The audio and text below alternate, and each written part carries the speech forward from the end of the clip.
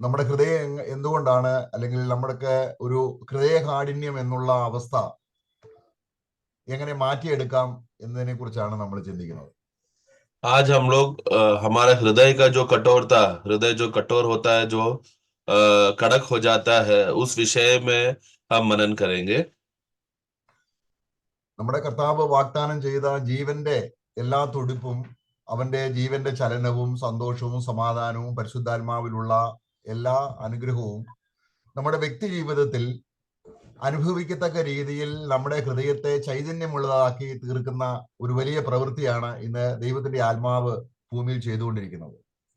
परमेश्वर का आत्मा जो हमारे जीवन में सबसे बड़ा कार्य जो आज भूमि में हमारे विषय में करता है, वो ये है कि विश्वासियों के जीवन में किस रीति से एक उतना उत्तेजना के साथ, सामर्थ्य के साथ विश्वासी लोगों को ऊर्जा देकर, उत्तेजना देकर विश्वासियों को चलाना। നമ്മൾ അറിഞ്ഞോ അറിയാതോ സാഹചര്യങ്ങൾ വരുമ്പോൾ നമ്മുടെ ഹൃദയത്തിലേക്ക് സാഹചര്യത്തിന്റെ വിഷക്കാറ്റടിച്ച് ഹൃദയം കഠിനപ്പെട്ടു പോകുന്ന മാർദ്ദവ ഉള്ള അവസ്ഥ വിട്ടിട്ട് അതിന്റെ സ്വഭാവം മാറി ഒരു കഠിന ഹൃദയമായി തീരുന്ന നിലയിലേക്ക് നമ്മൾ പലപ്പോഴും സാഹചര്യങ്ങളിൽ എത്താറുണ്ട്.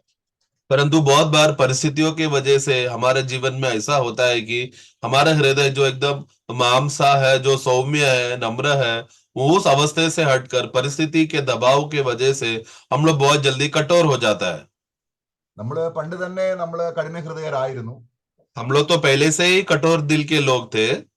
ദൈവത്തിന് നമ്മുടെ ഹൃദയം കഠിനമെന്ന് ഉദ്ദേശിക്കുന്നത് ദൈവത്തോടുള്ള ബന്ധത്തിലാണ് കഠിനത. നമ്മൾ ലോകത്തോടുള്ള ബന്ധത്തിൽ വളരെ ദയയും കരുണയും എന്ന് പറഞ്ഞാൽ ലോക സ്നേഹത്തോടുള്ള ബന്ധത്തിൽ വളരെ ആർജവമായ നിലയിൽ ലോകത്തെ അനുഭവിക്കുന്ന നിലയിലായിരുന്നു. तो हृदय कठोर है बोलते समय में हमें किस विषय में कठोर था? परमेश्वर की ओर हमारा हृदय बहुत कठोर था एक समय में। तभी भी हमारा संसार की ओर हमारा व्यवहार बहुत ही नम्र और दीन, मतलब संसार के लिए हमारा हृदय तभी भी नम्र और दीन रहता था, परमेश्वर की ओर था कठोर। മനുഷ്യനെ വഞ്ചിക്കുക എന്നുള്ള, അല്ലെങ്കിൽ അവനെ ചതിയിൽ ഉൾപ്പെടുത്തുക എന്നുള്ളതായിരുന്നു സാത്താന്റെ വലിയ ലക്ഷ്യം. क्योंकि शैतान का सबसे बड़ा लक्ष्य यही था कि मनुष्य को कैसे भी करके धोखे में गिरा दे। എന്നാല് സാത്താന്റെ ലക്ഷ്യത്തെ മറികടന്ന് കർത്താവ് നമ്മെ സ്നേഹിച്ച് നമ്മുടെ ഹൃദയത്തെ യഥാസ്ഥാനപ്പെടുത്തുമ്പോൾ അത് ഏത് വഴിയിലൂടെയാണ് യഥാസ്ഥാനപ്പെടുത്തുകയെന്ന് അത് നിരന്തരം നമ്മൾ അത് ഗ്രഹിക്കുമ്പോഴാണ് നമ്മുടെ ഹൃദയത്തിന് ജീവനും ചൈതന്യവും ഉള്ളതായി, ഹൃദയം എപ്പോഴും ദൈവമുഖത്തേക്ക് നോക്കി നമ്മൾ ആ പാട്ടിൽ പാടുന്നതുപോലെ സ്വർഗമല്ലാതെ നിത്യതയല്ലാതെ മറ്റൊന്നും നമ്മുടെ ഹൃദയത്തിൽ ഇല്ലാത്ത നിലയിൽ നമ്മളെ രൂപാന്തരപ്പെടുത്തി കാലഘട്ടങ്ങളിലൂടെ സാഹചര്യങ്ങളിലൂടെ നമ്മളെ നടത്താനാണ് കർത്താവ് ആഗ്രഹിക്കുന്നത്. परंतु किस रीति से प्रभु ने शैतान का सामर्थ को हराकर और उस पर विजय प्राप्त करके किस रीति से हमें प्रभु की ओर, आत्मिकता के विषय की ओर, उस लक्ष्य की ओर जीने के लिए प्रभु ने जो कार्य किया, जैसा हमने गीत में भी शुरुआत में गाया था कि किस रीति से हम लोग उस स्वर्ग की ओर, आत्मिकता की ओर लक्ष्य लगा के जिए, उस विषय का कार्य में था प्रभु यीशु मसीह ने हम लोगों को वो कार्य करके दिया, ताकि उस प्रभु यीशु मसीह के द्वारा हम लोग इस दुनिया में जीते समय में हमारा अनुभव में और हमारा जो भी कार्यों में प्रभु है जो हमें सहायता करता है, ताकि हम लोग, हमारा हृदय कठोर ना हो। അപ്പം ദൈവവചനത്തിൽ നിന്നും ദൈവം ഇസ്രായേലിന്റെ ചരിത്രത്തിലൂടെ നമുക്ക് ഒരു സത്യം നമ്മളെ പഠിപ്പിക്കാൻ ആഗ്രഹിക്കുന്നു. इसके लिए वचन के आधार पर देखते समय में खास रीति से जो इज़राइल का जो इतिहास है उसमें अगर हम पढ़ेंगे तो किस रीति से प्रभु हमको कुछ बातें सिखाना चाहते हैं, हम देखेंगे। അപ്പൊ നമ്മൾ ഈ ഹൃദയകാഠിന്യം എന്ന് ഉദ്ദേശിക്കുമ്പോൾ നമ്മൾ എപ്പോഴും ഇങ്ങനെ ഭയങ്കര സീരിയസ് ആയ ഒരു ഹൃദയമുള്ളവരായി, ആരോടും മിണ്ടാതെ വളരെ ഗൗരവം പാലിക്കുന്ന ഒരു ഉള്ളതാണ് ഈ ഹൃദയകാഠിന്യം. വളരെ സൗമ്യതയോടും വളരെ വിനയത്തോടും ഒക്കെ സ്നേഹത്തോടും ഇടപെടുമ്പോൾ ഹൃദയകാഠിന്യം ഇല്ലാത്തവരാണ് എന്നൊരു ചിന്ത നമുക്കുള്ളത് കൊണ്ട് എന്താണ് ഹൃദയകാഠിന്യം എന്നുള്ളത് ആദ്യം തന്നെ നമുക്ക് ചിന്തിക്കാം. तो सब हमारा स्वाभाविक रीति से क्या होता है, हृदय कठोर है करके मतलब क्या, वो व्यक्ति बहुत गंभीर है, बहुत एकदम सीरियसली रहता है, उधर इधर किसी से बात नहीं करेगा, सिर्फ विषय के मुद्दे पर रहता है। ये सब बातों को हमने हृदय कठोरता है करके समझ के हम स्वाभाविक रीति समझ के रखा है। इसलिए वचन के आधार पर हृदय कठोरता क्या है करके हम पहले देखेंगे। അപ്പം ഇസ്രായേൽ മക്കളെ ദൈവം മിസ്രൈമിൽ നിന്നും വിടുവിച്ച് ഫറവോന്റെ അതിൽ നിന്നും കൊണ്ടുവന്ന് പാലും തേനും ഒഴുകുന്ന ഒരു ദേശത്ത് എത്തിയിട്ടും ഈ ദൈവജനത്തിന്റെ ഉള്ളിൽ ഒരു സന്തോഷമില്ല. അതാണ് നമ്മള് 81 സങ്കീർത്തനം നമ്മളത് വായിക്കുന്നുണ്ട്. तो परमेश्वर ने जब इस्राएली लोगों को मिस्र देश से उनको छुटकारा देकर बंधन से उनको मुक्त कराया और उनको आजाद कराकर मधु और दूध बहने वाला देश में उनको लेकर तो आया तो था, लेकिन फिर भी इजरायली लोग वहां पर आनंदित नहीं थे करके हम देखते हैं। तो उसके लिए हम കനാനാട്ടിൽ भजन संहिता 81 में हम देखते हैं। കനാൻ നാട്ടിൽ കൊണ്ടുവന്ന കാര്യമാണ് വായിക്കുന്നത്. അവിടെ അതിന്റെ 10 വാക്യം, तो वहां पर उनको कनान देश में लेकर आया करके हम बोलते समय में 81 का 10 में हम पढ़ते हैं ये लोग अभी कनान देश में है। മിസ്രയീം ദേശത്തു നിന്നെ കൊണ്ടുവന്ന യഹോവയായ ഞാൻ നിന്റെ ദൈവമാകുന്നു എന്ന് പറഞ്ഞിട്ട് ദൈവം അവരെ കൊണ്ടുവന്നപ്പോൾ കൊടുത്ത വചനം എന്താണ്? പാലും തേനും ഒഴുകുന്ന ദേശമാണ്. പക്ഷെങ്കിൽ അവർ ദേശത്തിൽ എത്തിയിട്ടും ദൈവം പറയുകയാണ്, നീ, അതായത് അതിന്റെ 16 വാക്യത്തിൽ വായിക്കുമ്പോൾ, तो वाक्य 10 में परमेश्वर कहता है कि मैं तेरा परमेश्वर यहोवा हूं जो तुम्हें मिस्र देश से निकाल कर लाया। ऐसा बोलने के बाद मतलब वो लोग अभी मिस्र देश का अनुभव में आ चुके हैं। ये आने के बाद फिर उनको वाक्य 16 में कहता है, वाक्य 16 में पढ़ना, और उनको उत्तम से उत्तम गेहूं खिलाता और मैं चट्टान में के मधु से उनको तृप्त करूं। അപ്പൊ ഇത് അവർക്ക് കിട്ടിയില്ല എന്നുള്ളതാണ്. तो ये उनको नहीं मिला करके हम पढ़ते हैं। അവർക്ക് ആ പാറയിൽ നിന്നുള്ള തേന്റെ തൃപ്തി അല്ലെങ്കിൽ ആ ഒരു സന്തോഷം, കാരണം അവരുടെ ഹൃദയം കഠിനപ്പെട്ടു പോയി എന്നുള്ളത് കൊണ്ടാണ് അവർക്ക് അത് അനുഭവിക്കാൻ കഴിയാതെ പോയത്. അതാണ് നമ്മളെ 81 സങ്കീർത്തനത്തിൽ നമ്മൾ വായിക്കുന്നത്, അതിന്റെ 12 വാക്യം. तो उनको प्रभु उनको बहुत से बातें उनको करना चाहता था, उत्तम से उत्तम बातें देना चाहता था और चट्टान का मधु देना तो चाहता तो था, परंतु उनको ऐसा करूं करके, तृप्त करूं करके प्रभु का आग्रह था, लेकिन नहीं हो पाया। क्यों? क्योंकि 12 वाक्य में लिखा है कि उनका हृदय जो है कठोर हो गया था। उस विषय में वो लोग प्रभु का बातों को नहीं सुन रहे थे। അവർ സ്വന്തം 12 വാക്യം, അവർ സ്വന്തം ആലോചന പ്രകാരം നടക്കേണ്ടതിന് അവൻ അവരെ ഹൃദയ കാഠിന്യത്തിൽ ഏൽപ്പിച്ചു കളഞ്ഞു. उसका वाक्य 12 पढ़ना, इसलिए मैंने उसको उसके मन के हट पर छोड़ दिया कि वह अपनी ही युक्तियों के अनुसार चले। അപ്പോൾ നമ്മുടെ ഹൃദയത്തിന്റെ പറയുന്ന ആ പ്രത്യേക പദം നമ്മൾ ചിന്തിക്കുന്നത്, നമ്മുടെ ഹൃദയത്തിന്റെ ആഗ്രഹപ്രകാരം നടക്കുമ്പോൾ നമുക്ക് സന്തോഷമുണ്ട്. ഇതാണ് ലോകജാതികളുടെ സന്തോഷം. तो संसार का लोगों का आनंद हम क्या देखते हैं? स्वाभाविक रीति से भले वो लोग प्रभु पर भरोसा ना करते हो, प्रभु पर निर्भर ना करते हो, तभी भी वो लोग बहुत ही आनंद और खुशी से जी रहे। ये है संसार का अवस्था। ഇതിനെയാണ് ഹൃദയകാഠിന്യം എന്ന് പറയുന്നത്. इस अवस्थे को कहते हैं हृदय का कठोर होना। അപ്പൊ ദൈവത്തോട് അവർക്ക് ഹൃദയകാഠിന്യമാണ്, പക്ഷെ ലോകത്തോട് അവർക്ക് വളരെ മൃദുലമായ അനുഭവമാണ്. ലോകത്തിന്റെ എല്ലാ സന്തോഷങ്ങളും അനുഭവിച്ചുകൊണ്ട് ലോക മനുഷ്യനായിട്ട് ദൈവത്തിന്റെ തെരഞ്ഞെടുക്കപ്പെട്ട രാജ്യത്ത് ജീവിക്കുക. കാരണം ദൈവം അവരെ കൊണ്ടുവന്നെങ്കിലും കനാൻ നാട്ടിലാണ്, ദൈവത്തിന്റെ സ്വന്തം രാജ്യമാണ്. പക്ഷെങ്കിൽ ദൈവത്താൽ പരിപാലിക്കപ്പെടുന്ന ഹൃദയം അവർക്കില്ല. അവരാൽ തന്നെ പരിപോഷിക്കപ്പെടുകയാണ്. तो इसलिए परमेश्वर के विषय में देखो किस तरह उनका हृदय कठोर हो गया है। संसार के विषय में उन लोगों को कोई तकलीफ नहीं, क्योंकि उन लोग संसार में एकदम खुशी और आनंद से जी रहे।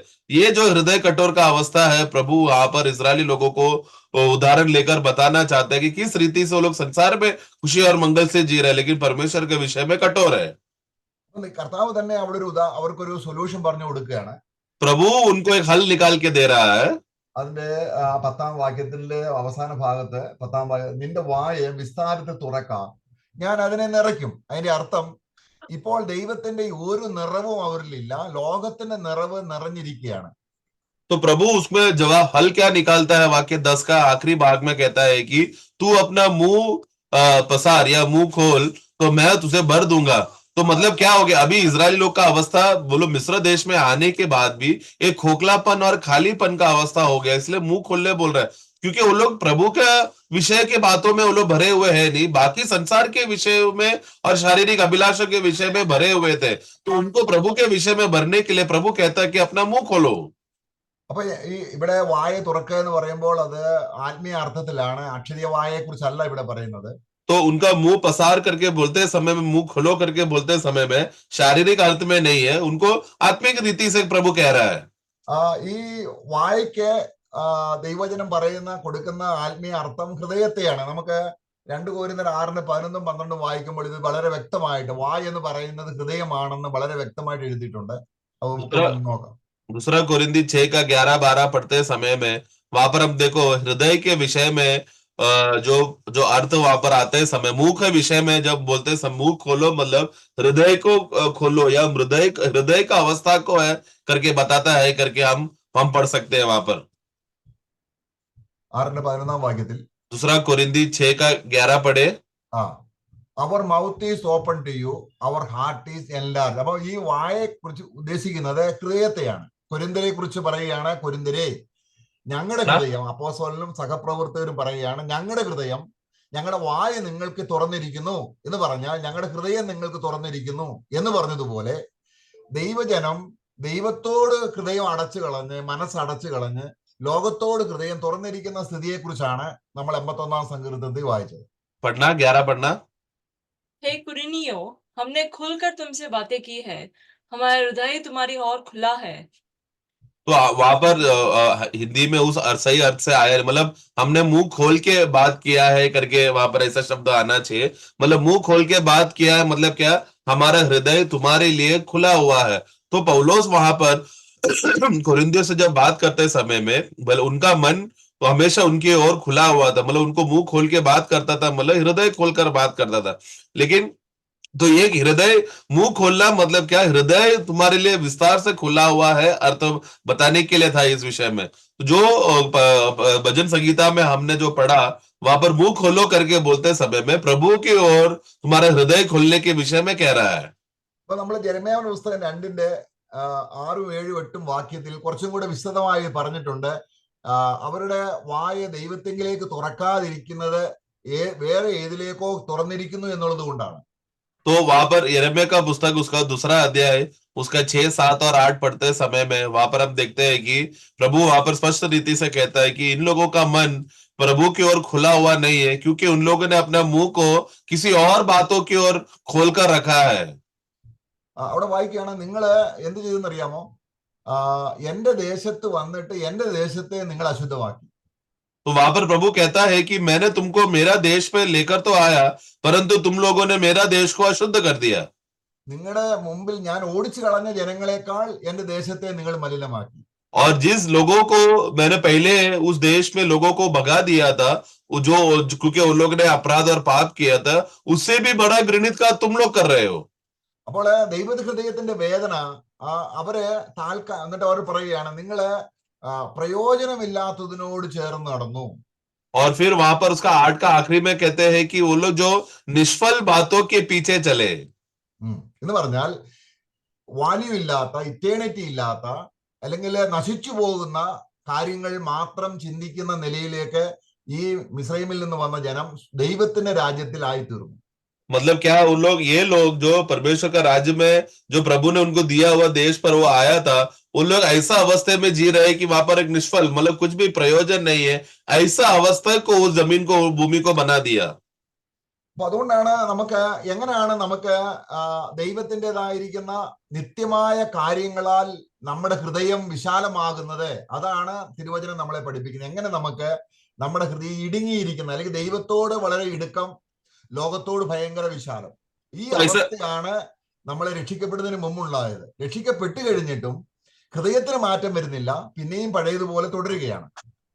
तो इसके लिए कैसा हम लोग अभी विश्वासी हो जाने के बाद, नया जन्म होने के बाद हमारे हृदय को विस्तार रीति से प्रभु को और खोलकर प्रभु का वो आशीष को अनुभव कर सके. क्योंकि विश्वासी होने से पहले हमारा हृदय एकदम परमेश्वर की ओर कठोर था, प्रभु का कोई भी आशीष हमको नहीं मिलता था और हमेशा संसार के लिए खुला रहकर सारा संसार का आनंद और खुशी को अनुभव करता था. विश्वासी हो जाने के बाद भी हमारा हृदय बदला नहीं, वैसे ही अगर वैसा अवस्था में है तो फिर क्या कर सकते हैं? फिर നമുക്ക് സങ്കീർത്തനത്തിൽ നിന്ന് ഒരു വാക്യം കൂടെ വായിക്കാം. भजन संहिता से हम एक वाक्य पढ़ेंगे. അതിന് 28-ന്റെ 5-ാം വാക്യത്തിൽ उसका 28 का 5 में हम पढ़ते हैं. ഇവിടെ ഇത് നമുക്ക് ഇവിടെ ദൈവത്തിന്റെ പ്രവൃത്തിയെ റിഗാർഡ് ചെയ്യുക, ദൈവത്തിന്റെ പ്രവൃത്തിയെ ചിന്തിക്കുന്നില്ല, ദൈവത്തിന്റെ പ്രവൃത്തിയെ അവരുടെ ഹൃദയത്തിലേക്ക് അല്ലെങ്കിൽ മൈൻഡ് ഓപ്പൺ ആയിട്ട് അത് എത്രയും ആഴത്തിൽ പിന്നെയും ആവർത്തിച്ച് ചിന്തിക്കാത്ത ഒരു സ്ഥിതിയെ ഉള്ളവരെ കുറിച്ച് അവരുടെ ഹൃദയം ദൈവം വിശാലമാക്കുന്നില്ല. അവർക്ക് ഒരു കഠിന ഹൃദയമുണ്ട്. കാര്യം ദൈവം അവരെ പണിയുന്നില്ല, അവരെ തൊടുന്നില്ല. पढ़ना उसका 5वां वाक्य. वे यहोवा के कामों पर और उसके हाथों के कामों पर ध्यान नहीं करते, इसलिए वह उन्हें पछाड़ेगा और फिर न उठाएगा। तो ये क्यों ऐसा हो रहा है? क्योंकि यहोवा का कामों को वो लोग पहचान नहीं पा रहे, ध्यान नहीं दे पा रहे, उनको समझ नहीं पा रहे। इस अवस्था में होने की वजह से उनका ये दशा में पहुंच गए वो लोग। അവിടെ ഡിസ്ട്രോയ് എന്നൊരു പദം കണ്ടോ? वहां पर प्रभु कहता है कि मैं तुझे नाश करूंगा। അപ്പൊ ഏതൊരു കാര്യത്തിൽ അവർ സന്തോഷിക്കുന്നോ അതിന് ഇറ്റേണൽ വാല്യൂ ഇല്ലെങ്കിൽ അത് നശിച്ചു പോകുമ്പോൾ അവർ നശിച്ചു പോകും. അതിനെയാണ് ഡിസ്ട്രോയ് എന്ന് പദം ഉദ്ദേശിക്കുന്നത്. तो वहां पर हिंदी में मैं तुम्हें पछाड़ूंगा मतलब मैं तुमको नाश करूंगा। तो ऐसा क्यों उनको नाश किया जा रहा है या पछाड़ा जा रहा है? क्योंकि इजरायली लोग ऐसे चीज पर ध्यान लगा रहे, मन लगा रहे और दिलचस्पी दिखा रहे जो भूमि का बातें हैं, जो एक दिन खुद नाश होने वाला है और न्याय होकर खत्म होने वाला है। उस बात पर इजरायली लोगों ने भी मन रखा तो प्रभु उनको भी उसी रीति से हाल अवस्था में पछाड़ेगा। അപ്പോൾ എന്താണ് ഇവിടുത്തെ ഈ വർക്കുന്നത്? ദൈവത്തിന്റെ പ്രവൃത്തി എന്താണ്? तो वो क्या है कि प्रभु के कामों पर वो लोग ध्यान नहीं दे रहे, मतलब प्रभु का काम क्या है? അത് ആകാശമോ ഭൂമിയോ സൃഷ്ടിച്ച സൃഷ്ടിപ്പിന്റെ വിവരണത്തെ കുറിച്ചല്ല പറയുന്നത്. तो वहां पर परमेश्वर ने अद्भुत रीति से आकाश और भूमि और बाकी चीजों को सृष्टि में किया, वो बात तो नहीं है।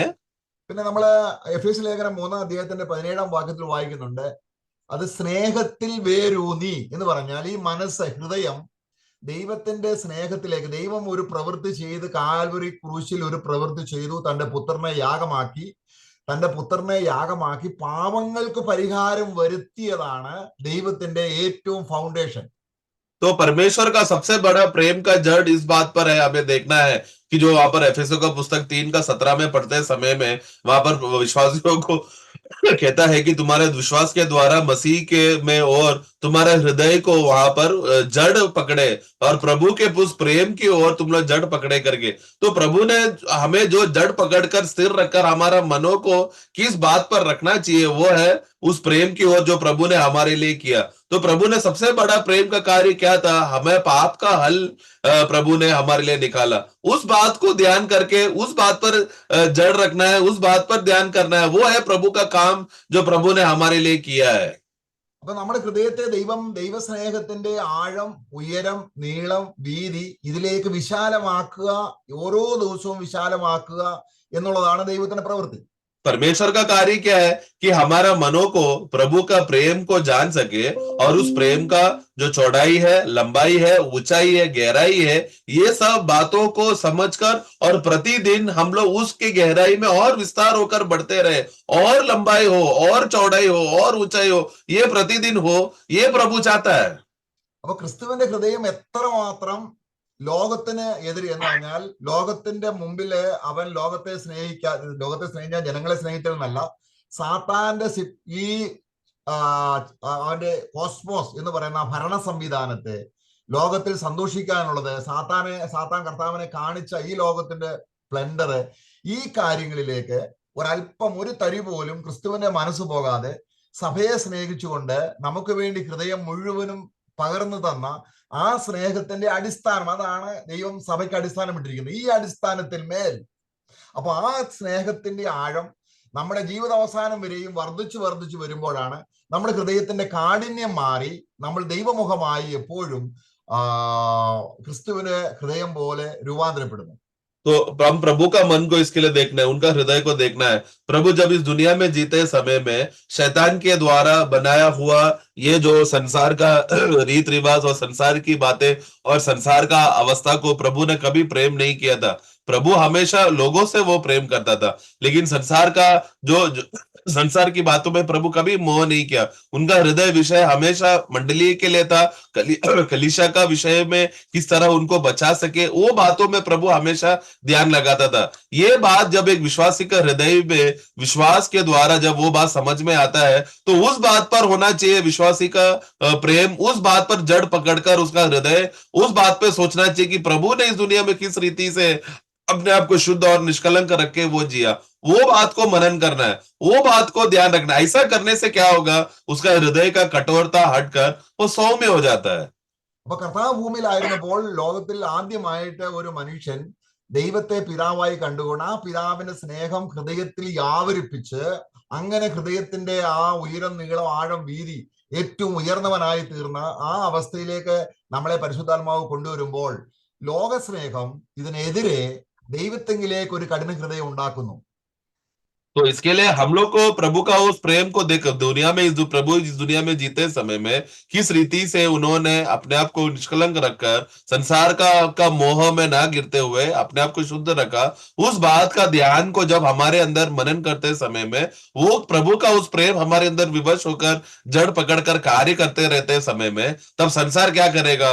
वो उसका प्रेम और मोह और अभिलाषा लाकर हमारे खिलाफ खड़े हो जाएगा।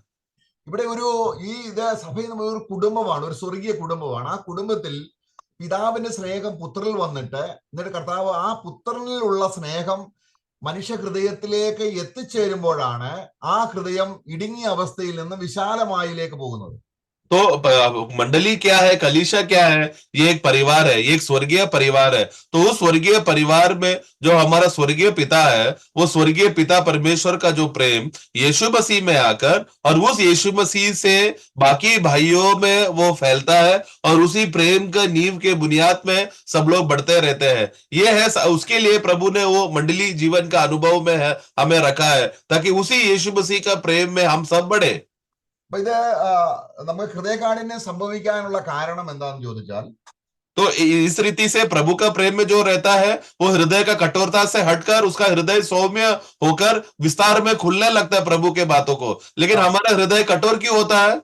നമുക്ക് യോഹന്നാന്റെ സുവിശേഷം 17-ാം അധ്യായത്തിൽ കർത്താവിന്റെ പ്രാർത്ഥനയിൽ അതുണ്ട്, നമുക്കിങ്ങനെ ഹൃദയകാഠിന്യം വരുമെന്നും അതുകൊണ്ട് അതിൽ നിന്ന് രക്ഷിക്കണേ എന്ന ഒരു പ്രാർത്ഥന കർത്താവ് ഇൻ അഡ്വാൻസ് ആയിട്ട് പ്രാർത്ഥിക്കുകയാണ്. यूहन्ना 17 में पढ़ते समय में प्रभु वहां पर प्रार्थना करता है कि लोगों का मन बहुत जल्दी वापस से कठोर होने वाला है, उनका हृदय कठोर होने वाला है, उस कठोरता से बचाव करके प्रभु पहले ही प्रार्थना करता है। അവിടെ അതിന്റെ 26-ാം വാക്യം വായിക്കുമ്പോൾ उसका 26 में जब हम पढ़ते हैं 17 का, ഇവിടെ വളരെ ഏതെങ്കിലും ഒരു സ്നേഹമല്ലത്, ये कोई ऐसा वैसा प्रेम नहीं है। യേശു ക്രിസ്തു ഭൂമിയിൽ വെച്ച് ഹൃദയത്തിൽ അനുഭവിച്ച പിതാവിന്റെ സ്നേഹം, ആ സ്നേഹമാണ് ആദ്യം അനുഭവിച്ചിട്ട് ആ നിറവിൽ നിന്ന് നമ്മുടെ ഹൃദയത്തിലേക്ക് ആ സ്നേഹം എത്തണം. तो प्रभु यीशु मसीह जब इस दुनिया में रहते समय में इस दुनिया में वो प्रतिदिन पिता का प्रेम का अनुभव किया और उस प्रेम में वो भर गया, और उसी प्रेम का अनुभव में जो रहकर भरा हुआ था उसी प्रेम को वो हम में बांट रहा था, ताकि हम भी उस प्रेम में भरे। അതാണ്. അപ്പം ഈ സ്നേഹം സ്വീകരിക്കാൻ നമുക്ക് കഴിയാതെ ലോക സ്നേഹം, ഒരുവൻ ലോകത്തെ സ്നേഹിക്കുന്നുവെങ്കിൽ പിതാവിന്റെ സ്നേഹം ഇല്ല ആ ഹൃദയത്തിൽ. तो इसके लिए हम लोग कौन है? विश्वासी लोग, हम लोग वो लोग हैं प्रभु का प्रेम से में हमारा प्रेम में हमारे अंदर प्रभु का प्रेम में हम बढ़ते जा रहे हैं। लेकिन इसके लिए संसार का प्रेम हमारे अंदर नहीं आना चाहिए, क्योंकि जिसके अंदर संसार का प्रेम आया है उसके अंदर पिता का प्रेम नहीं है। 17-24 വായിക്കുകയാണ്. 24 26 उसका 17 का 26 में हम पढ़ते हैं, 26 पढ़ना। और मैंने तेरा नाम उनको बताया और बताता रहूंगा कि जो प्रेम तुझको मुझसे था वह उनमें रहे और मैं उनमें रहूं. ദൈവത്തിന്റെ സ്നേഹത്തിന്റെ എൻട്രൻസ് ഹൃദയം തുറന്നു കൊടുത്ത് ആ സ്നേഹം കാൽവരി ക്രൂശിൽ ക്രിസ്തു മരിച്ച് നമുക്ക് വേണ്ടി നിത്യത ഒരുക്കി പാപം ക്ഷമിച്ച് ആ പാപക്ഷമയുടെ ആ ഭയങ്കരത്വം അല്ലെങ്കിൽ ആഴം അത് ഹൃദയത്തിൽ കൂടെ കൂടെ നിരന്തരം നമ്മൾ ഓർത്തില്ല എങ്കിൽ ഹൃദയം ലോകത്തിലേക്ക് തിരികെയും ഹൃദയം ദൈവത്തിനെതിരെ കഠിനമാകുകയും ചെയ്യും. तो हमें परमेश्वर का प्रेम हमारे अंदर प्रवेश करके किस रीति से हमें उस प्रेम का अनुभव मिला, वो उस आधार पर था कि प्रभु यीशु मसीह कलवरी क्रूस में हमारा पाप का उन्होंने हल निकाला। तो जब एक मनुष्य का पाप के लिए हल निकाला करके ये बात जब एक विश्वासी ध्यान करता है, ध्यान में वो पिता का प्रेम को अनुभव करता है। अगर ये वो नहीं कर पाता है तो संसार का प्रेम उसके अंदर आवेश होकर संसार का प्रेम में वो भर जाता है, जिसकी वजह से उसका हृदय परमेश्वर के लिए कठोर हो जाएगा। അപ്പൊ എങ്ങനെയാണ് നമുക്ക് ദൈവത്തെ സ്നേഹിക്കാൻ കഴിയുന്നത്? तो हम कैसे परमेश्वर को प्रेम कर पाएंगे? ഞാൻ കർത്താവേ നിന്നെ സ്നേഹിക്കുന്നു എന്ന് നമ്മള് പറഞ്ഞ് സ്നേഹിക്കല്ല. मैं हे प्रभु मैं तुमसे प्रेम करता हूं ऐसा बोल के प्रेम नहीं कर रहे हैं। നമ്മൾ സമയമെടുത്ത് പാപമോചനത്തിന് വേണ്ടി ക്രിസ്തു കാൽവരി ക്രൂശിൽ എന്ത് ചെയ്തു എന്നുള്ളത് ഓർക്കുകയും ചിന്തിക്കാതാണ് എന്റെ വരുവരെയും എന്റെ ഓർമ്മയ്ക്കായി ചെയ്യുവീൻ എന്ന് പറയുമ്പോൾ ഹൃദയം ആത്മാർത്ഥമായി സഹകരിച്ച് എന്തിനാണ് ക്രിസ്തുവിന് കഷ്ടപ്പെടേണ്ടി വന്നത് എന്നുള്ളത് നമ്മൾ വാസ്തവമായി ചിന്തിക്കുകയും ഓർക്കുകയും ചെയ്യുമ്പോൾ ദൈവത്തിന്റെ ആത്മാവ് നമ്മുടെ ഹൃദയത്തെ ദൈവസ്നേഹത്തിലേക്ക് വിശാലമാക്കും. तो हमें करना क्या है, समय निकालकर प्रभु के प्रेम को हमें मनन करना है, ध्यान करना है, और जब तक प्रभु वापस नहीं आता तब तक उसके याद में हमको प्रभु को स्मरण करते रहना है। और उस प्रेम में प्रभु ने हमारे लिए क्या क्या किया, वो बात को जब हम स्मरण करते हैं समय में, तब प्रभु का आत्मा हमारे अंदर कार्य कर कर हमारे हृदय को विस्तार करके खोलता है, ताकि उस प्रभु का प्रेम के गहराइयों में हम प्रवेश कर सके। നമ്മള് ലൂക്കോസ് സുവിശേഷത്തിലെ ആ പാപിനിയായ സ്ത്രീ യേശുക്രിസ്തുവിനെ സ്നേഹിക്കാൻ കാര്യം അവളുടെ പാപങ്ങൾ മോചിച്ചു കിട്ടി എന്ന് അവൾക്ക് ഹൃദയം അറിഞ്ഞപ്പോൾ അത് വിശാലതയോടെ അവൾ അത് സ്വീകരിച്ച് അവൾ നിത്യ ഉത്സവമായി ഹൃദയത്തിൽ സന്തോഷം അവൾ കരയാൻ തുടങ്ങി എന്ന് പറഞ്ഞാൽ അവിടെ ഹൃദയം ടെൻഡറായി, അവിടെ ഹൃദയം ശിശുവിനെ പോലായി, അവിടെ ഹൃദയം യേശുവിന് ഹൃദയം പോലെ കാഠിന്യമില്ലാത്തതായി. ഇനിയിപ്പോൾ ദൈവസ്നേഹം പ്രവേശിച്ചു, ഇരുട്ടൊട്ടുമില്ല, പ്യുവറായി, ഹോളിയായി. അതാണ് ഈ പാപമോചനത്തിന്റെ അനുഗ്രഹം. तो वहां पर लूका का पुस्तक 16 अध्याय में पढ़ते समय वहां पर हम उस पापनी स्त्री को हम देखते हैं कि किस रीति से प्रभु उसको कहता है कि जा, अब तू अब दोबारा पाप नहीं करना, तुझे क्षमा कर दिया है करके। तो पाप का क्षमा का बोध जब उस बहन को हुआ, उस स्त्री को हुआ, वो बहुत खुशी मिला उसको, और उस खुशी के कारण उसके आंख भर गई। क्योंकि वो क्या हुआ, जब प्रभु ने उसका पाप को क्षमा किया करके ये बोध्य, ये सच्चाई जब उसके अंदर प्रवेश किया तो उसका आंख भरा गया। मतलब क्या, उसका कठोर हृदय फुटकर सौम्य होकर वो प्रभु का प्रेम को स्पर्श कर पाया। यही है असलियत प्रभु का प्रेम को जब हम लोग मनन करते समय में, उस प्रेम में हमें प्रभु ने हमारा पापों को क्षमा किया है, ये बोध क्या करता है, हमारा कठोर हृदय को तोड़कर प्रभु का प्रेम का अनुभव में हमें लाता है, जिसकी वजह से हमारा हृदय सौम्य हो जाता है അവൾ സമാധാനത്തോടെ പോയി. और वो शांति से भरकर वो आनंद से वो चली गई। അപ്പൊ ഈ ഒരു പ്രവൃത്തി ലോകത്തിൽ ഒരു മനുഷ്യനും ചെയ്യാൻ കഴിയത്തില്ല. ये इस प्रकार का कार्य संसार में कोई नहीं कर सकता। നമ്മളിത് കൂടെ കൂടെ കേൾക്കുന്നുണ്ടായിരിക്കും, ഇതൊരു സാധാരണ വിഷയം പോലെ മാത്രം, ഹൃദയത്തെ ബാധിക്കുന്നില്ല. ഇതിങ്ങനെ കേട്ട് കല്ലിച്ച് ഹൃദയം പിന്നെയും കഠിനപ്പെട്ടു പോവുക. हम लोग क्या है, वचन को सुन सुनकर आदत हो गया। आदत होने की वजह से क्या, बातों को सुन सुनकर आदत होने की वजह से हृदय कठोर है करके या सौम्य है करके हम लोग फर्क करने को नहीं हो पा रहा। जितना हम लोग शारीरिक ज्ञान से सुनते रहते हैं, उतना हम लोग और कठोर होते जा रहे हैं। അപ്പൊ കർത്താവിനോട് വളരെ പേഴ്സണലായിട്ട് ഒരു ബന്ധമുണ്ടായിട്ട് പാപങ്ങൾ ക്ഷമിച്ചു തന്നതിന്റെ ആഴത്തെ ഒന്ന് മനസ്സിലാക്കി തരാൻ എന്നോട് കൃപ കാണിക്കണേ എന്ന് പറഞ്ഞ് കർത്താവിന്റെ കാൽക്കൽ ഇരിക്കുമ്പോഴാണ് നമ്മുടെ ഹൃദയം വിശാലമാകുകയും നമ്മുടെ ഉള്ളം അവനോട് സ്നേഹത്തിൽ പറ്റിച്ചേർന്ന് അത് കഠിന ഹൃദയം മാറി യേശു ക്രിസ്തുവിന്റെ മകൻ, പിതാവിന്റെ മകൻ എന്ന് വിളിക്കപ്പെടുവാൻ പിതാവിന്റെ സ്നേഹം ഇപ്പൊ ഉള്ളിൽ വന്നു. ആ പിതാവിന്റെ സ്നേഹത്തിൽ ദൈവത്തെ പിതാവെന്ന് വിളിച്ച് അവൻ ഏറ്റവും അധികം സന്തോഷിക്കുക. इसलिए बाहरी रूप से सिर्फ वचन सुन का अवस्था में ना रहे, बल्कि उस विषय को लेकर हमें प्रभु के उपस्थिति में पर्सनली हमें जाकर अपने आप को समर्पण कर घुटने में आकर प्रभु के उपस्थिति में हमें रहकर प्रभु ने किस रीति से हमसे प्रेम किया और उस प्रेम में हमारा पाप का छुटकारे के लिए प्रभु ने क्या क्या किया, जब ये एक विश्वासी मनन करता है, ध्यान करता है, उस मनन और ध्यान में रहता है, उसको प्रभु का वो सौम्यता का और नम्रता का अवस्था को वो अनुभव करने हो पाता है। ഇവിടെ കർത്താവ് പാപമോചനത്തിന്റെ ഒരു പൊതുവായ വിവരണം നമ്മൾ ലൂക്കോസ് സുവിശേഷം 5-ാം അധ്യായത്തിലെ ഒരു പക്ഷപാതക്കാരനെ കർത്താവിന്റെ അടുക്കൽ കൊണ്ടുവന്നപ്പോൾ കർത്താവ് ഉടനെ പറഞ്ഞു, എന്താ പറഞ്ഞെന്നറിയാമോ? നിന്റെ പാപങ്ങൾ മോചിച്ചു വന്നിരിക്കുന്നു. ഇത് കേട്ടപ്പോൾ ഇവൻ ആരാണ് പാപങ്ങളെ മോചിക്കാൻ? ദൈവത്തിനല്ലാതെ മറ്റാർക്കും പാപങ്ങളെ മോചിക്കാൻ കഴിയുകയില്ല എന്ന് പറഞ്ഞപ്പോൾ കർത്താവ് അവിടെ ഉത്തരം കൊടുക്കുന്ന നമ്മൾ ലൂക്കോസ് സുവിശേഷം 5-ാം അധ്യായത്തിൽ നമ്മൾ അതിന്റെ 20 മുതലുള്ള വാക്യങ്ങൾ വായിക്കുമ്പോൾ हम लोग लूका का पुस्तक 5:20 से जब पढ़ते समय में प्रभु वहां पर उस व्यक्ति को जब उसका पाप को क्षमा करते समय में 5:20 से पढ़ते समय, तो लोग बोलने लगा, ये कौन है जो पापों को क्षमा करने का अधिकार करता है? वो तो सिर्फ परमेश्वर कर सकता है। तो इस रीति से जब लोग इस तरह प्रभु के ऊपर गुनाह डालते समय में वहां पर उसके विषय में प्रभु जवाब देता है। അവിടെ അതിന്റെ 23-ാം വാക്യത്തിൽ उसका 23वां वाक्य में എന്റെ പാപങ്ങൾ മോചിച്ചു തന്നിരിക്കുന്നു എന്ന് പറയുന്നതോ എഴുന്നേറ്റ് നടക്ക എന്ന് പറയുന്നതോ ഏതാകുന്നു എളുപ്പം? യേശുവിനെ സംബന്ധിച്ചോളം ഏതാണ് എളുപ്പം? 23 पढ़ना। सहज क्या है? क्या यह कहना कि तेरे पाप क्षमा हुए, या यह कहना कि उठ और चल फिर? तो वहां पर आसान बात कौन सा है कि तेरा पाप क्षमा हुआ बोलना, या फिर अपना तू उठ के वापस चलना बोलना? यीशु के संबंध में कौन सा आसान है बोलना? യേശുവിനെ സംബന്ധിച്ചോളം ഈസിയാണ് എഴുന്നേറ്റ് നടക്കാൻ, കാരണം യേശു ദൈവമാണ്. यीशु के संबंध में तुम उठकर चलो और वापस चलने शुरू करो करके ये शब्द बोलना बहुत आसान है बोलने के लिए, क्योंकि वो तो परमेश्वर है. എന്നാൽ ഈ ദൈവത്തിന് മാത്രമേ പാപങ്ങളെ ക്ഷമിക്കാനും കഴിയത്തുള്ളൂ. और ये वही परमेश्वर है जो पापों का क्षमा कर सकता है. പക്ഷെ പാപങ്ങൾ ക്ഷമിക്കണമെങ്കിൽ അവൻ മനുഷ്യനായി വന്നിട്ട് ദൈവം ആവശ്യപ്പെട്ട രക്തം ചൊരിഞ്ഞിട്ടല്ലാതെ വിമോചനമില്ല എന്നുള്ള നിലയിൽ യേശുവിനെ വളരെ കഷ്ടം അനുഭവിക്കേണ്ടി വന്നു. അത് വളരെ ആഴത്തിൽ മനുഷ്യ ഹൃദയത്തിലേക്ക് പടർന്ന് എത്താത്ത കാലത്തോളം എഴുന്നേറ്റ് നടക്കുന്ന ഒരു സന്തോഷം അവർക്ക് ഉണ്ടാകത്തില്ല. അവിടെ അടുത്ത വാക്യം വായിക്കുന്നത് യേശു അവിടെ വായിക്കുന്നുണ്ടല്ലേ, पाप का क्षमा का विषय में जब आते समय में हम क्या देखते हैं, उस क्षमा के लिए एक लहू बहाना जरूरी है, क्योंकि जब तक लहू बहाएगा नहीं तब तक पाप का क्षमा मिलेगा नहीं. तो उस पाप का क्षमा को लाने के लिए मसीहा को आना पड़ेगा, परमेश्वर के पुत्र को आकर लहू बहाना पड़ेगा, उनको कष्ट उठाना पड़ेगा, वेदना उठाना पड़ेगा. ये बात को करने से ही पाप का क्षमा हो सकता है. तो वो जो व्यक्ति ये बात समझ नहीं आएगा कि परमेश्वर को कष्ट उठाना पड़ेगा और पाप का क्षमा के लिए बलि करना पड़ेगा तो ही क्षमा होगा करके, ये बात अगर समझ में नहीं आएगा तो उसके लिए उठकर चलो करके बोलना भी बात मुश्किल लगेगा. उसका अगला वाक्य में देखो क्या कहता है, 24 पढ़ना, 24. परंतु इसलिए कि तुम जानो कि मनुष्य के पुत्र को पृथ्वी पर पाप क्षमा करने का भी अधिकार, उसने उस झूले के मारे हुए से कहा, मैं तुझसे कहता हूँ, उठ और अपनी काट उठाकर अपने घर चला जा.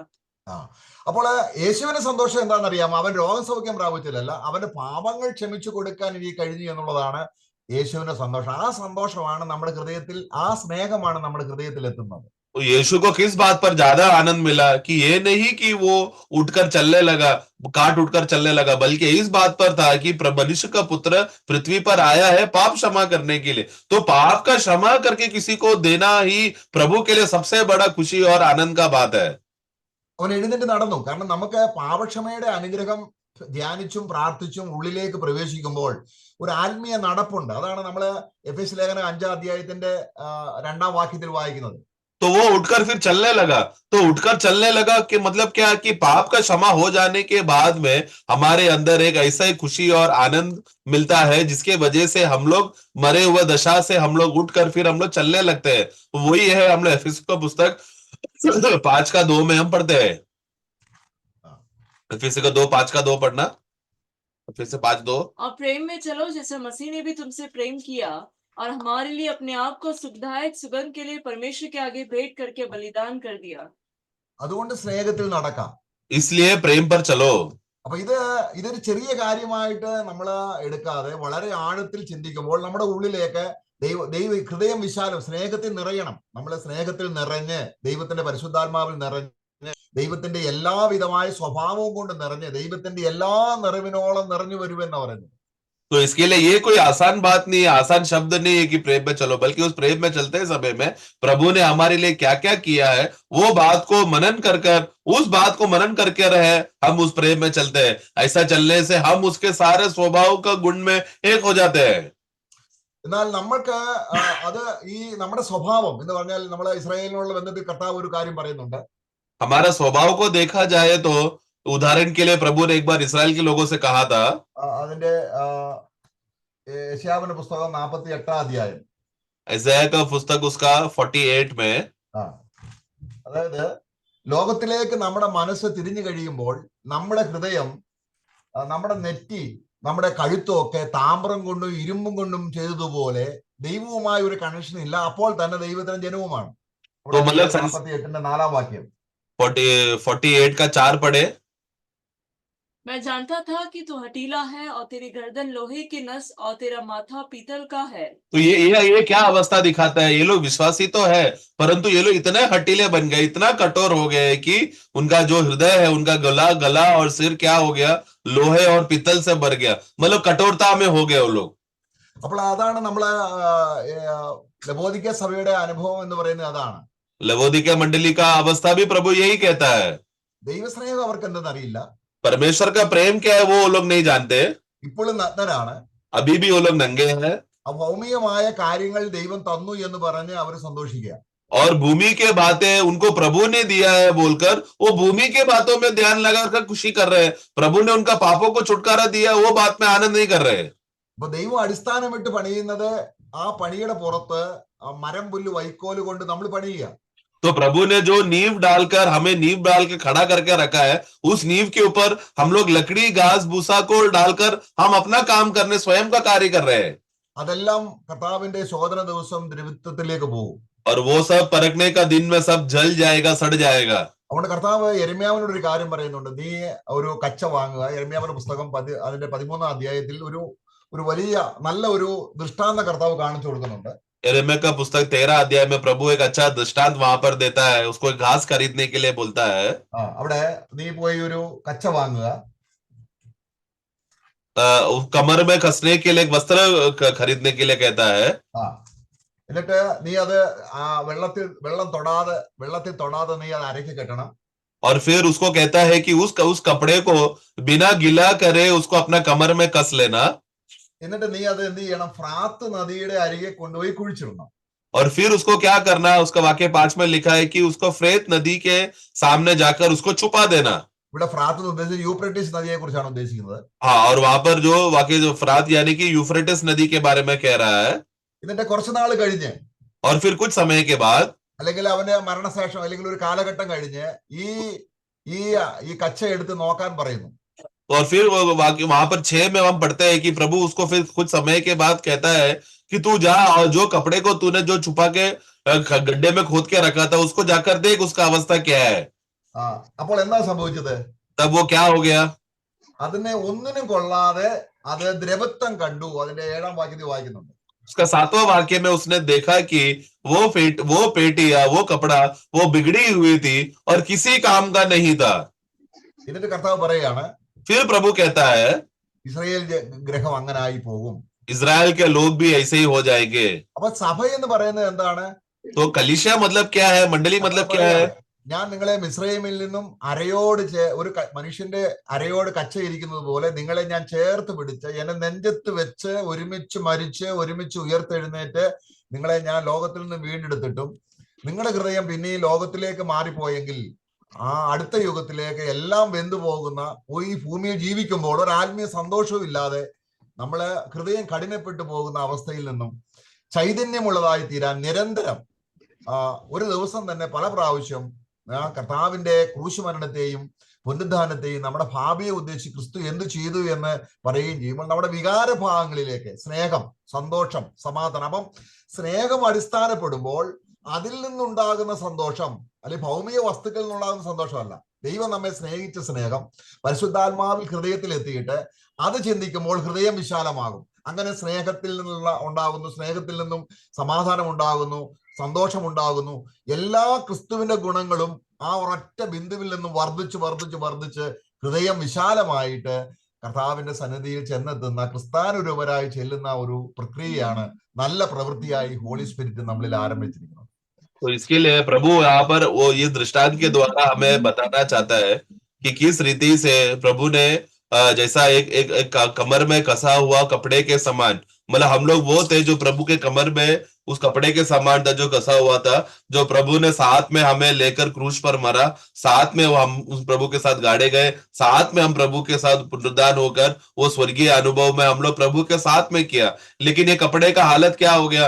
वापस संसार की ओर मन लगाने लगा, संसार की चीजों में ध्यान लगाने लगा, प्रभु के बातों को छोड़कर संसार की चीजों में ध्यान रखने की वजह से, और उसने लकड़ी घास भूसा का कार्य कर उसने अपने आप को भ्रष्ट कर दिया, जिसके वजह से वो अभी इतना निकम्मा हो गया है, इतना वो खराब हो गया, बिगड़ गया है कि वो राज्य के लिए अभी फायदा नहीं हो रहा। तो वो क्यों है? क्योंकि प्रभु ने उसको इतना सारे कार्य करने के बाद भी उसने संसार में खुशी और आनंद को ढूंढने लगा, प्रभु की बातों पर नहीं। इसलिए हम लोग कौन होना चाहिए? सच्चा विश्वासी जो प्रभु के साथ मारे गए, प्रभु के साथ गाड़े गए, प्रभु के साथ पुनरुद्धान हुए लोग हमेशा प्रभु के उस प्रेम में, दिव्य प्रेम को जो प्रभु ने हमारे लिए किया उसको मन लगाना चाहिए, उस पर ध्यान लगाना चाहिए। तो हमारा भावनाएं, हमका खुशी किस बात पर है? प्रभु का उस प्रेम पर है। हमारा भावना संसार की खुशी की बातों के लिए नहीं, लेकिन प्रभु ने हमारे लिए क्या किया है वो बात को देखकर हम लोग जब उस बात पर हम लोग धन्यवाद देकर और नम्र होकर समर्पण करेंगे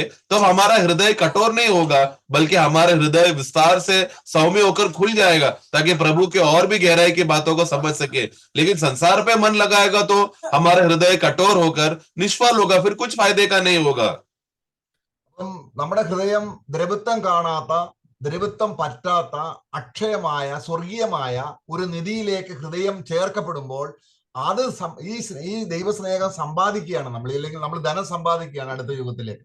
तो इसके लिए हमारे हृदय में हम लोग अपना दिल, हमारे मन में, हमारे दिल में एक ऐसे बातों को हम खोज रहे हैं जो कभी सड़ता नहीं, जो कभी खराब नहीं होता, जो कभी पुराना नहीं होता, जो कभी जीर्ण नहीं होता।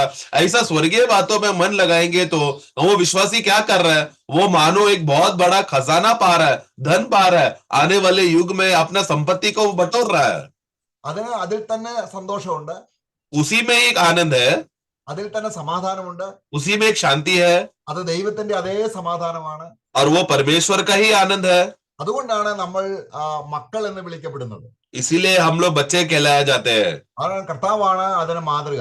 और उसका आदर्श प्रभु यीशु मसीह है। അപ്പൊ പിതാവേ, നീ എന്നെ സ്നേഹിച്ച സ്നേഹം അവരിലാകുവാനും ഞാൻ അവർ. അപ്പം ആ സ്നേഹം ഉണ്ടെങ്കിലേ നമുക്ക് ക്രിസ്തുവിന് നമ്മുടെ ഉള്ളിൽ വസിക്കാൻ കഴിയുള്ളൂ.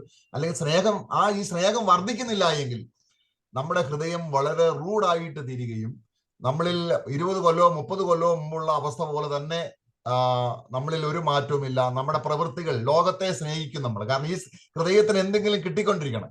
ലോകത്തെ സ്നേഹിച്ചാൽ നമ്മളെ ദൈവസന്നിധിയിൽ ന്യായവിധിക്ക് ചെല്ലുമ്പോൾ ദ്രവത്വമല്ലാതെ ഒന്നും നമ്മുടെ കയ്യിൽ കാണത്തില്ല. എല്ലാം കറപിടിച്ച് അത് തുണി പോലെ എല്ലാം നഷ്ടപ്പെട്ടു പോകും. तो इसके लिए जैसा प्रभु ने प्रार्थना करते समय में कहा था कि उसके प्रेम में बने रहे, ताकि वो हम में और हम उस पे बने रहे, यूहन्ना 17:26 में। तो वो कब होगा? हम प्रभु के प्रेम में जब बसते रहते समय में, क्योंकि उस प्रेम में जब हम बने रहते समय में, हम उस प्रेम का हमारा मन उस प्रेम में और गहराइयों में घुसकर उस प्रेम में हम लोग मनन करते समय में उसका प्रेम का गहराइयों में हम जाते हैं। लेकिन वो बातों को छोड़कर संसार की बातों में मन लगाएगा तो वो व्यक्ति क्या हो जाएगा? उसका हृदय और कठोर होगा और कठिन होते जाएगा। तो जैसा वो विश्वासी होने से पहले जो उसका हृदय अवस्था था, वही विश्वासी बनने के बाद भी उसका हृदय वैसे ही है, क्योंकि वो तभी भी विश्वासी बनने के बाद भी संसार की बातों में मन लगा रहा है, संसार को कमाने के विषय में मन लगा रहा है। तो वो प्रभु का धन को कमाने को उसको नहीं हो पा रहा है। स्वर्ग का धन और आशीष जो उसके लिए प्रभु ने तैयार करके रखा है, उसमें उसको खुशी और आनंद नहीं मिल रहा है, संसार की बातों में मिल रहा है। ऐसा रहेगा तो क्या होगा? वो एक सड़ा हुआ, वो एक बिगड़ा हुआ, फटा हुआ कपड़े के समान रहेगा, जो बिगड़ा हुआ है, जो कुछ भी काम का नहीं। मतलब न्याय के दिन में जब प्रभु उसको प्रतिफल देगा, उसको कोई भी प्रयोजन नहीं होगा। क्यों? क्योंकि उसने मन प्रभु की ओर नहीं रखा। കർത്തൃമേശയിലുള്ള കർത്താവിന്റെ ക്രൂശിനെ കുറിച്ചുള്ള ധ്യാനത്തെ കുറിച്ചല്ല നമ്മൾ ചിന്തിക്കുന്നത്. നമ്മൾ പ്രൈവറ്റ് ആയിട്ട് വളരെ വ്യക്തിപരമായിരുന്ന് നമ്മുടെ ഹൃദയത്തിൽ പരിശുദ്ധാത്മാവ് ആഴത്തിൽ ക്രിസ്തുവിന്റെ മരണത്തെ മനസ്സിലാക്കി തന്നില്ല എങ്കിൽ നമ്മൾ ലോകത്തെ സ്നേഹിച്ചു പോകും. നമ്മള് ഒരു പ്രയോജനമില്ലാത്തവരായിട്ട്, സഭയ്ക്കും പ്രയോജനമില്ല, അല്ലേ നമുക്കെല്ലാം പ്രയോജനമുണ്ട് നമ്മൾ തോന്നും, പക്ഷെ ചെയ്യുന്നതൊന്നും സ്നേഹത്തിലല്ല. കാരണം യേശുവിന്റെ സ്നേഹത്തിലല്ല. എല്ലാം ശാഠ്യത്താലും ദുരാഭിമാനത്താലും ചെയ്ത് നമ്മള് അടുത്ത യുഗത്തിൽ ഒരു പ്രയോജനമില്ലാത്തവരായി തീരും. അപ്പോൾ നമ്മള് 1 Corinthians 13 അധ്യായം. तो ये ध्यान जो है, यहाँ पर हम जो ध्यान करना करके बोलते समय में, ये प्रभु मेज का विषय में ध्यान करना उस विषय में नहीं है, बल्कि हमको पर्सनली प्रभु के उपस्थिति में समय निकालकर प्रभु में मन लगाने के विषय में है। ऐसा प्रभु का विषय में हमको हमेशा ध्यान और मनन कर अपने समय निकालकर प्रभु का प्रभु ने हम उस प्रेम में हमारे लिए क्या किया, वो बात को सोचना और समय लेकर उस पर मन लगाना चाहिए। अगर ऐसा नहीं करेगा तो वो व्यक्ति संसार में मन लगाया तो उसका हृदय और कठोर होते रहेगा। तो ये ऐसा लोग विश्वासी में आते हैं, सब प्रकार का कार्य करते हैं और उनको लग रहा है कि वो लोग प्रभु का प्रेम में कर रहे हैं, आनंद में कर रहे हैं, लेकिन क्योंकि प्रभु के साथ का गहरा रिश्ता और नाता ना होने की वजह से वो लोग कठोरता में रहते हैं और वो लोग दुष्चिंतक होकर बुरा काम, कोई बुरा उद्देश्य से वो लोग करते हैं, प्रभु का लाभ के लिए नहीं कर रहे। ऐसा स्वयं प्रेमी लोग, स्वयं स्वार्थी लोग रहते हैं, जो मंडली के लिए भी फायदा नहीं है, प्रभु के लिए भी फायदा नहीं है। ऐसा हम लोग ना होकर प्रभु के ध्यान में हम लोग हमेशा प्रभु का में मन लगाकर वचन को ध्यान करते हुए पर्सनली हमें समय बिताकर उसके प्रेम के गहराइयों में बनना है। पहला कोरिन्थियों 13 अध्याय में हम पढ़ते, ഹൃദയം വിശാലമാവുമ്പോഴാണ് ഏത് ബലഹീന സഹോദരനെയും നമ്മള് ചേർത്ത് പിടിച്ച്, നമ്മുടെ ഹൃദയം വിശാലമാകുമ്പോൾ സഭ അല്ലെങ്കിൽ സഹോദരന്മാരോടുള്ള നമ്മുടെ സ്നേഹം എത്ര വലുതാണ്. കാരണം ഇത് ദൈവത്തോട് ബന്ധമില്ലാതെ സഹോദരന്മാരോട് ബന്ധപ്പെടുന്നതിനെ കുറിച്ചല്ല, അത് നമുക്ക് വളരെ ദോഷം ചെയ്യും, അത് ജഡത്തിലുള്ള സ്നേഹമാണ്. എന്നാൽ ദൈവത്തോടുള്ള നമ്മുടെ സ്നേഹം വർദ്ധിച്ചു വരുമ്പോൾ ദൈവം നമ്മെ സ്നേഹിച്ചത് അറിയാതെ നമുക്ക് ദൈവത്തെ അങ്ങോട്ട് സ്നേഹിക്കാൻ കഴിയത്തില്ല. കാരണം അത് അത്രമാത്രം വിലപ്പെട്ടതും ദൈവം വെളിപ്പെടുത്തി തരേണ്ടതുമാണ്. तो प्रभु का प्रेम में जो व्यक्ति उसका गहराइयों में बना हुआ है, प्रभु का प्रेम का हमेशा जानने वाला व्यक्ति और उस प्रभु का प्रेम को मनन करने वाला व्यक्ति, वो क्या करेगा?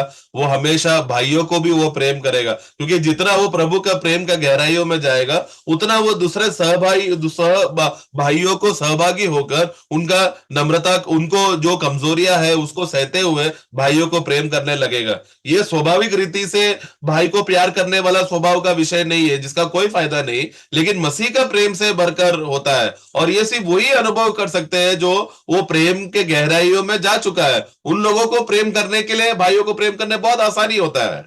എന്തുകൊണ്ടാണ് സ്വർഗരാജ്യത്തിൽ ഏറ്റവും ചെറിയവൻ യോഹന്നാനേക്കാൾ വലിയവനാകാനുള്ള കാരണം എന്താണെന്ന് ചോദിച്ചാൽ, യോഹന്നാൻ ഈ ദൈവസ്നേഹത്തിന്റെ പ്രസരിപ്പ്, അതിന്റെ ആഴം, ഉയരം, നീളം, വീതി, ക്രൂശ്, ദൈവഹൃദയം അതിന്റെ അർത്ഥത്തിൽ മനസ്സിലാക്കിയില്ല. കാരണം ഒരു മുന്നോടിയായിട്ടാണ് വന്നത്. കർത്താവ് പറഞ്ഞ പ്രസംഗവും സുവിശേഷവും യോഹന്നാൻ പറഞ്ഞ സുവിശേഷവും തമ്മിൽ വളരെ വ്യത്യാസമാണ്. കാരണം ഫലം കായ്ക്കാത്ത എല്ലാത്തിനും വെട്ടിക്കളയും. എന്നാൽ കർത്താവ് പറയാണ്, പാപക്ഷമ കൊടുക്കുവാൻ, ഞാൻ പാപികളോട് ക്ഷമിക്കാൻ, സ്നേഹിക്കാനാണ് വന്നത്. അപ്പോൾ ഒരു പുതിയ നിയമ വിശ്വാസിയിൽ ഏറ്റവും ചെറിയ ആളാണെങ്കിൽ പോലും ആ വ്യക്തി ദൈവസ്നേഹത്തിന്റെ ആഴം കണ്ടിട്ടില്ല എങ്കിൽ ആ സഭയിലില്ല. അതാണ് ഇതിന്റെ അർത്ഥം. तो मतलब तो ऐसा क्यों है? एक छोटा विश्वासी भी यूहन्ना बपतिस्मा से भी बड़ा रहेगा राज्य में? क्योंकि यूहन्ना बपतिस्मा कौन था? वो था जिसने प्रभु का प्रेम को सही रीति से समझा नहीं था। वो तो पहले ही प्रभु के लिए रास्ता तैयार करके रखा था, परंतु उसने प्रभु का क्रूश या प्रभु का उपदेश या प्रभु का प्रेम का संदेश को वो समझा नहीं था और जान नहीं पाया था। लेकिन मंडली कौन है? मंडली ये जानता है प्रभु का प्रेम क्या है, उसका क्रूश क्या है। तो वहां पर प्रभु वो क्या बताना चाहता है कि यूहन्ना बपतिस्मा से भी बड़ा वो क्यों रहेगा? क्योंकि उसने प्रेम को जाना हुआ है। जिसने प्रेम को जाना ही नहीं है वो प्रभु का है ही नहीं, क्योंकि वचन कहता है कि जो प्रभु के नहीं रहेंगे उसको जड़ से ही प्रभु उखाड़ देगा। तो हम लोग क्यों, किस कब भाग्य हो रहे हैं हम लोग? क्योंकि हम लोग प्रभु का प्रेम को कम से कम जान लिए हुए लोग हैं। वही लोग യോഹന്നാൻ से बड़ा रहेंगे। ക്രിസ്തുവിന്റെ സ്നേഹത്തിൽ അടിസ്ഥാനമിട്ട് നമ്മുടെ ഹൃദയത്തിൽ ഈ യാഥാർത്ഥ്യത്തെ കൊണ്ടുവന്ന് ദൈവം അത് ഓരോ ദിവസവും ഈ സ്നേഹത്തിന്റെ വലിപ്പം, ആഴം, ഉയരം, നീളം, വീതി ഇത് നമ്മളിൽ കൊണ്ടുവന്ന് വരുമ്പോൾ നമ്മൾ ഹൃദയകാഠിന്യമില്ലാതെ, അല്ലെങ്കിൽ അഥവാ ഹൃദയകാഠിന്യം വന്നുപോയാൽ കർത്താവിന്റെ അടുക്കിലേക്ക് ചെന്ന് ആ ഹൃദയകാഠിന്യം അകറ്റി കർത്താവുമായി നല്ല നിരപ്പിൽ പോകുമ്പോൾ നമുക്ക് അതിന്റെ ആ സന്തോഷം എത്ര ദൈവത്തിന്റെ അതേ സന്തോഷമാണ്. ദൈവത്തിന്റെ കൂട്ടായ്മ, പിതാവായിട്ട് ദൈവത്തെ കണ്ട് അങ്ങനെ യോഹന്നാനേക്കാൾ അധികമായ ഒരു ശുശ്രൂഷ ഒരു ചെറിയ ദൈവദാസന്, ഒരു ദൈവ പൈതലിന് ചെയ്യാൻ കഴിയുന്നു എന്നുള്ളത് എത്ര ശ്രേഷ്ഠമാണ്. इसके लिए हम लोग वो लोग हैं जो प्रभु का प्रेम को हम लोग जाने हुए लोग हैं। उस प्रेम को जितना हम लोग गहराई से जानते हैं उतना हमारा हृदय सौम्य रहता है, कठोर नहीं रहता। कभी कभी विश्वासी जीवन में जीने की वजह से और परिस्थिति की वजह से हृदय कठोर हुआ तो भी सच्चा विश्वासी क्या करेगा? तुरंत वो प्रभु की उपस्थिति में आकर उस प्रभु का प्रेम के गहराई वो प्रवेश करेगा। और जितना वो प्रभु का प्रेम को वो जानने की वजह से क्या होगा? हृदय के कठोरता के अवस्थे से वो बाहर निकलकर एक सौम्य और एक नम्रपन का अवस्थे में हो जाएगा। इसलिए एक छोटा विश्वासी भी या एक छोटा सा प्रभु का दास भी वो क्या रहेगा? राज्य में യോഹന്നാൻ से भी बड़ा है, क्योंकि उसने प्रभु का प्रेम को जानकर अनुभव किया हुआ व्यक्ति है। കർത്താവ് തന്നെ പറയാണ്, യോഹന്നാൻ പ്രവാചകന്മാരിൽ മികച്ചവനാണ്, സ്ത്രീകളിൽ നിന്ന് ജനിച്ചവരിൽ യോഹന്നാനെ പോലെ വലിയവൻ ആരുമില്ല. അങ്ങനെയെല്ലാം പറഞ്ഞിട്ട് കർത്താവ് പറയുകയാണ്, അത് ദൈവരാജ്യത്തിൽ അല്ലെങ്കിൽ വരാൻ പോകുന്ന യുഗത്തിൽ യോഹന്നാനേക്കാൾ വലിയവൻ ക്രിസ്തുവിന്റെ സഭയിലെ ഏറ്റവും ചെറിയൊരു വ്യക്തിയായിരിക്കും. तो इसके लिए प्रियो, वहां पर प्रभु खुद ये यीशु ने बताया हुआ बात था कि इस दुनिया में मनुष्य में जन्म लेने वाला और भविष्यवक्ताओं में सबसे बड़ा और श्रेष्ठ यूहन्ना बपतिस्मा है, क्योंकि वो उतना बड़ा कार्य उसने किया था। लेकिन परमेश्वर का राज्य में वो सबसे छोटा रहेगा।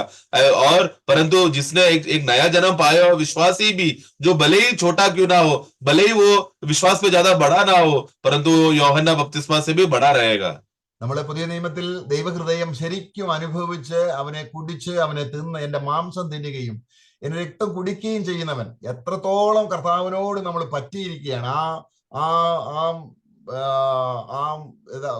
നമ്മുടേതായിരിക്കുന്ന മുന്തിരിവള്ളിയോട് ആ ശാഖ പറ്റിയിരിക്കുന്നത് പോലെ കർത്താവ് നമുക്ക് അവനോട് പറ്റിയിരിക്കാം. അവന്റെ ഹൃദയം തന്നെ നമ്മളിലേക്ക് പകരട്ടെ. അവന്റെ രൂപത്തോട് അനുരൂപരാകാം. നമുക്ക് അതിനു വേണ്ടിയിട്ട് സഹോദരന്മാർക്ക് വേണ്ടി ഇടിവിൽ നിൽക്കുകയും പ്രാർത്ഥിക്കുകയും ഈ സ്നേഹം അവരുടെ ഹൃദയത്തിലൊന്നും ആകണമേ എന്ന് നമ്മൾ അന്യോന്യം പ്രാർത്ഥിക്കുകയും ചെയ്ത് നമുക്ക് ആ കർത്താവിന്റെ രാജ്യത്തിന്റെ സമൃദ്ധി കൂടുതൽ അനുഭവിക്കാം. കർത്താവ് നമ്മെ സഹായിക്കും. इसलिए नए नियम के लोग वो लोग हैं जो हमेशा प्रभु के प्रेम को जानते हैं। वो लोग प्रभु को खाते हैं और प्रभु को पीते हैं और प्रभु के साथ बने हुए हैं। प्रभु के जड़ में हम लोग बने हुए, हम लोग वो डाली है जो प्रभु, जो हमारा सच्चा दाखलता है, उस दाखलता के एक डाली बन चुके हैं जिसमें हम लोग प्रभु के साथ एक होकर प्रभु के साथ बने हुए हैं। और ये नए नियम के विश्वासी लोग, क्योंकि प्रभु के साथ इस रीति से बने हुए लोग हैं और प्रभु का प्रेम को अनुभव करते हैं, उनका दिल सौम्य होने की वजह से वो लोग बाकी मंडली के अन्य भाइयों को भी वही प्रेम का अनुभव में दर्जा देकर, आदर के साथ, सम्मान के साथ प्रेम में रहने का अवस्था में प्रभु हमको बनाता है। वो इसके लिए है क्योंकि हमारा हृदय अभी कठोरता से हटकर सौम्य हो गया है। इसलिए प्रभु हम सबको सहायता करे कि हम लोग सब लोग इस रीति से कठोर ना हो, बल्कि वो सौम्य मन में हम लोग रहे और एक दूसरे के साथ प्रेम में रहे और मसीह के प्रेम का ऊंचाई, लंबाई, गहराई को हम लोग समझकर उस प्रेम का अनुभव में और अधिक बढ़े। प्रभु हम सबको सहायता करे। मैन